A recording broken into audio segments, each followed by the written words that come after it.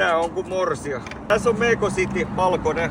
Muutama pointti ennen kuin lähdette tänä keväänä tai kesän alussa ajamaan, tai jos olette jo lähtenyt, niin tarkastakaa nää. Kattokaa kaasukahva, heiluuko se paljon. Jos se heiluu, se saa kiristettyä täällä alta tarra pois ja siellä on kuusiokolo. Se heiluminen on siinä, että ei se vaarallista, mutta se aiheuttaa ajan mittaan kosketushäiriöitä, sinne pääsee likaa. Se nyt ei tee sille hyvää. Sitten tärkeä asia on, tää pitää ohjaustangon pystysuunnassa paikoillaan. Eli lukitsee sitä skootteria. Kiristäkää nää. Pyörittäkää ihan vähän auki ja sitten täysin niin kireelle kuin saatte. Nää kaksi. Ne on turvallisuustekijä. Sitten jos tanko heiluu, laittoosa, sitä te saatte säädettyä sillä tavalla, että tuolla on kuusiokolo säätöruuvi. Otatte sitä pikkasen ulospäin, eli auki. Se antaa tukea.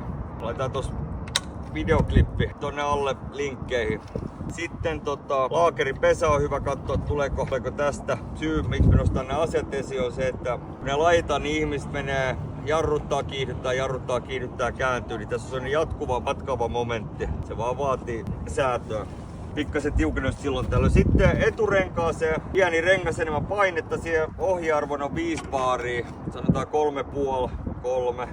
Mutta pitäkää se paine, se kestää, ilmakumiton rengas, se kestää tosiaan pitkään, jos siellä pitää painetta. Siinä jarrua voitte vähän säädellä, katsoa, että hyvä ote. Sitten semmonen kysymys, kuinka monella teistä on takarengas, että minkälainen kuvio siellä on, että onko se kauhean kulunut. Umpirenkaan vaihtaminen on vähän haastavaa. Siinä voidaan lähettää teille video, miten me se tehdään. Se on täysin mahdollista, kannattaa tehdä.